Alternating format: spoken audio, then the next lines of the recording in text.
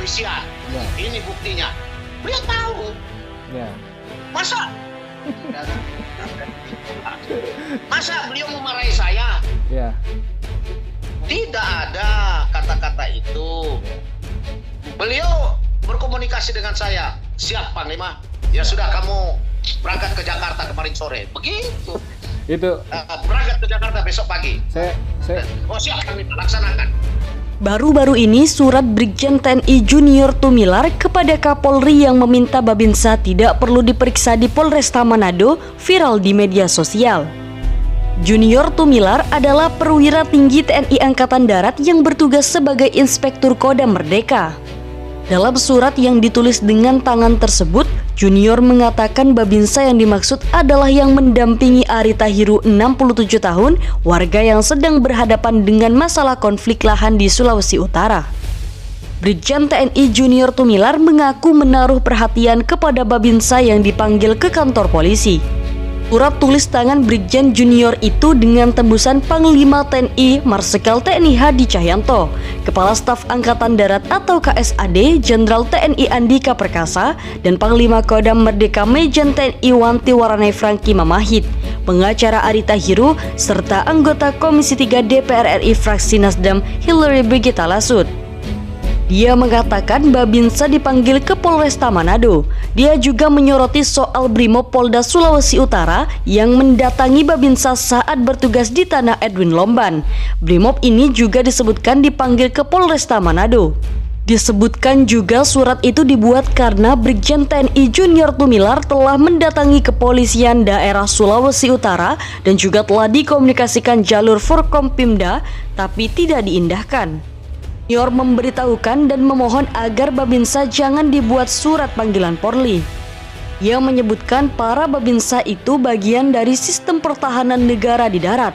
Para Babinsa diajari untuk tidak sekali-kali menakuti dan menyakiti hati rakyat, bahkan wajib mengatasi kesulitan rakyat sekelilingnya.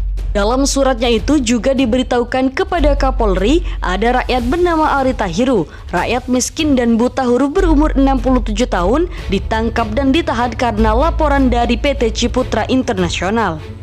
Ari Tahiru disebutkan pemilik tanah warisan yang dirampas atau diduduki PT Ciputra Internasional. Disebutkan perumahan tersebut ada beberapa penghuni anggota Polri. Ari Tahiru sebagai rakyat minta perlindungan Babinsa. Namun, Babinsa itu dipanggil Polresta Manado. Dalam isi surat itu, Junior juga menyatakan pasukan Brimob Polda Sulawesi Utara bersenjata mendatangi Babinsa yang sedang bertugas di tanah Edwin Lomban yang sudah ada putusan Mahkamah Agung nomor 33K tahun 2016 atas laporan PT Ciputra Internasional. Penjelasan Polda Sulawesi Utara dan Kodam 8 Merdeka Kepala Bidang Humas Polda Sulawesi Utara, Kombes Pol Jules Abraham Abbas, menanggapi adanya unggahan di media sosial tentang undangan dari penyidik Satreskrim Polresta Manado kepada Babinsa Winangun atas terkait kasus penyerobotan tanah antara PT Ciputra Internasional dengan Ari Tahiru. Dikutip dari Kompas.com, ia menjelaskan dalam kasus tersebut didasari 4 laporan. Pertama, laporan polisi pada 18 Februari 2021 dengan pelapor pihak PT Ciputra Internasional tentang perkara pidana pengerusakan panel beton di Winangun Atas, Pineleng Minahasa yang dilakukan oleh terlapor Ari Tahiru dan Deki Israel Walewangko. Kedua, laporan polisi pada 22 April 2021 tentang dugaan tindak pidana pengerusakan bersama-sama terhadap pagar seng dan pagar panel beton milik PT Ciputra Internasional.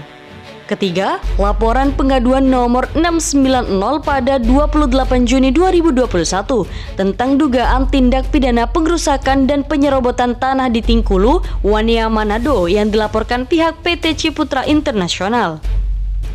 Keempat, laporan polisi pada 15 April 2021 dengan pelapor Ari Tahiru dan terlapor PT Ciputra Internasional tentang penyerobotan tanah.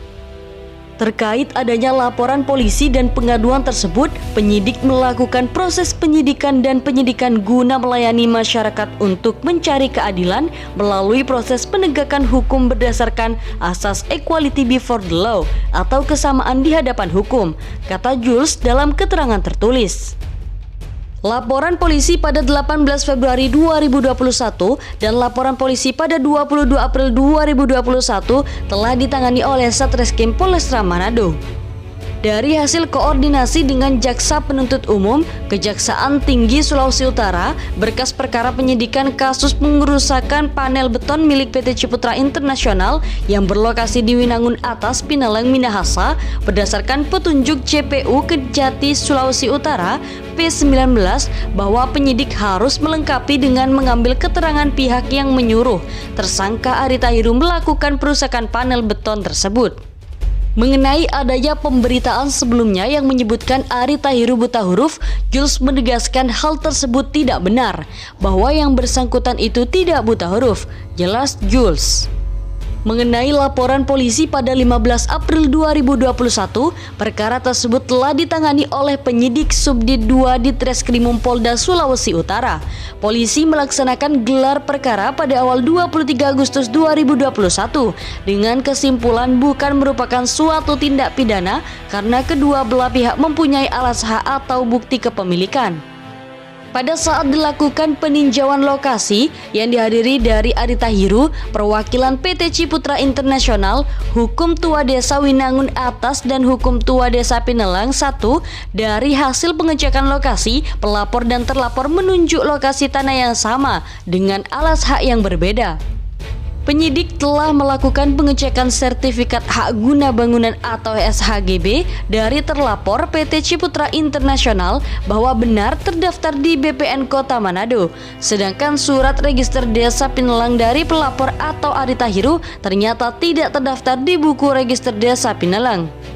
Sementara itu, terkait laporan pengaduan nomor 690 telah ditangani oleh Satreskrim Polresta Manado. Dia menjelaskan telah dilakukan penyelidikan oleh penyidik Satreskrim Polresta Manado dengan mendatangi lokasi kejadian yang terletak di Kelurahan Tingkulu dan ditemukan adanya pekerja dan alat berat yang melakukan kegiatan di lokasi tersebut. Dan saat itu Babinsa Winangun Atas berada di lokasi dan mengatakan berada di lokasi ini untuk menjaga alat berat tersebut yang sedang melakukan kegiatan. Penyidik lalu menyampaikan jangan dulu ada kegiatan karena lokasi tersebut dalam status sengketa. Namun, pada 16 Agustus 2021, di lokasi tersebut kembali ada kegiatan. Penyidik Satreskrim Polresta Manado pun kembali mendatangi lokasi dan mendapati beberapa orang pekerja yang sedang berkegiatan. Penyidik lalu menyarankan atas kegiatan jangan dilanjutkan, tapi Babinsa Winangun Atas mengatakan kepada para pekerja supaya tetap bekerja. Karena adanya para pekerja di objek sengketa, maka penyidik Satreskrim Polresta Manado mengirimkan undangan klarifikasi kepada para pekerja dan Babinsa Winangun Atas untuk memenuhi undangan klarifikasi pada 12 September 2021.